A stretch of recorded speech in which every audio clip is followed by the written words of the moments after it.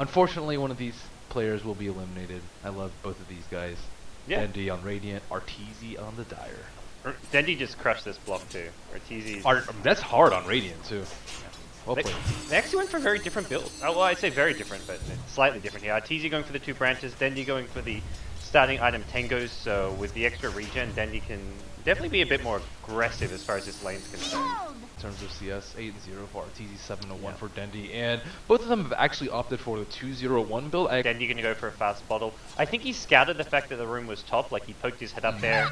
If it was a DD maybe or illusion, maybe goes and gets it, but Invis is not gonna help him last hit at all. So until he has his bottle, he doesn't really care about picking that one up at all. Oh, Dendi getting aggressive here. Dendi has a cell. But Oh, there's no. 2 nulls. Who's actually going to win this right click war? Arteezy's trying to battle this one out. I think Dendi's he gonna realizes win he's this not right going to click win war. this. He needs one more hit. Oh, that's not. That was very so close. Oh my goodness. But Puck, he does have the upper edge, or sorry, Dendi has the upper edge with the self, Yeah. and I think he's And trying bottle. to use that. Farm creeps. He's never going to kill Den is the problem. That's it. He doesn't have that much more base damage though. 81 versus 70. That's not that Yeah. much more. The 1 null advantage. Arteezy now gets his bottle, so he's going to bring his bottle out. He can bottle Crow as much as he wants. He gets a 3rd point in the orb. We're not seeing any waning rift yet though, which is surprising. Oh, nice dodge by Dendi. He baited out the illusory orb there, and now Dendi playing very, very aggressively. Not going to commit to this kill. Gets him Radiant's down to middle 250 tower HP, is but that's under as the attack. bottle arrives, and the courier is going to hang around. First kill, and if Arteezy has to go home again, that's like at least a 3rd damage on the tower. Arteezy's going for a kill against a DD rune Puck. He orbs to the high ground here, wants to go back in after bottling up, avoids the orb here, Dendi. Going to go back to safety to his tower, bottles up as well. He's also very low on mana, has an orb soonish, but Arteezy. You can tell that both of these players play Puck a lot too. Oh, he's going for this. Dendi's got a DD rune, but he's on the low ground. He needs to get that high ground advantage and gets himself back to his tower. Arteezy almost gets a kill there. How much of a difference maker is that going to be? And now Dendi picking up boots into stash.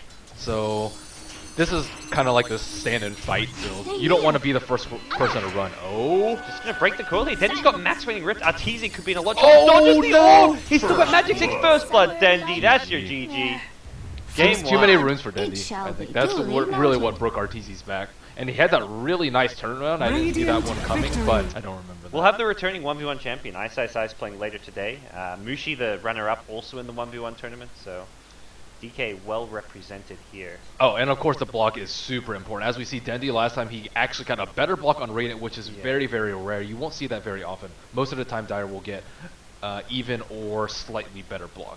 Well, Arteezy, I mean, he invented the Arteezy block, but Dendi made that one of those. There was an amazing video all about blocking back in Dota 1 when he did like an how to play SF kind of video. So we'll see how the start get things going here. And Shadow Strike level 1 from Arteezy for Dendi has not actually skilled anything up just yet. Dendi's got Shadow Strike and 2 creeps on him. This is a lot of damage. Yeah, that's way Forces too a much damage to blink, take this early. Dendi, if he really wanted to go with a blink build, he should have just blinked as soon as he saw the Shadow Strike or heard it in his, and then just dodged it. And then you can actually win this slight war of attrition doing that. But you have to be very, very quick about blinking. You can even blink forward, actually. It's not the worst idea in the world as long as you do dodge a Shadow Strike. But Dendi is on his own hill, and he will have the protection of that. So Arteezy can't put out further aggression. And he knows he's a little bit behind and will ferry himself over a flask. This Dendi did the same thing last time with the Puck, where he starts with Tangos and gets an insta-salve. Arteezy, on the other hand, 2 branches again, brings out Tangos as soon as he can afford it, and they're trading Shadow Strikes here in the mid lane. They didn't dodge it, and either of them did. And Dendi might actually die very, very soon. Oh, he's gonna blink. Blink forward from Arteezy. He's got the next right click. Dendi's done. No salve and a Tango. One more right click. Arteezy. 1 minute 33 seconds. That's the thing about 1v1s. You mess up that badly, that early. He was at 200 damage before he even got 1 creep, and then he just paid for it. He should be mentioned. And like Dire getting a slightly better block is, I'd say, standard. Well, the last hit's now going to be the tough thing. Neither player with the best base damage. SF notoriously bad, and the first few souls just makes a big difference. If you can start snowballing, it helps you out so much. And there we'll see. Last hit goes to Arteezy, and Dendi yet to respond with one of his own. And both players are actually very good about manipulating the creeps too. You'll see Arteezy drag the melee creeps very, very often to make it a little bit easier for him. And Arteezy does have better positioning because he does have that better block. And we see 2 raises come out already, 2-0 for both of these players. Yeah, this is your early mana just to get those first couple of souls.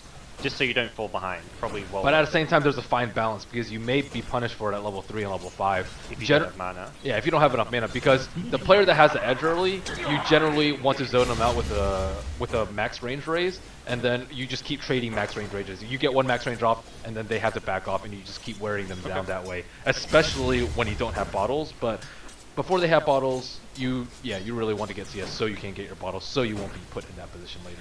I guess if your opponent's using razors to last hit, you definitely know you can get away with it as well as one of the things here. Arteezy already getting fairly low on HP. He did not start with Tangos, so Dendi, already chewing through most of his Tangos, has the HP advantage, and he's going to start zoning at Arteezy. Arteezy on the wrong side of his clip. They're going to go for a kills here. Dendi's going to melee range here, but he's going to lose this right-click battle. Dendi's in trouble. He goes to the low gun. First blood. Arteezy. Too easy. He takes it. Knocks out Dendi. From the 1v1 tournament. That was a very aggressive play from Dendi. Walking up the opponent's hill is something that you don't see very often unless you're almost sure that you can go for a kill. And maybe he thought that he would hit one more raise, but unfortunately, one of the fan favorites, Dendi, has exited the 1v1 tournament.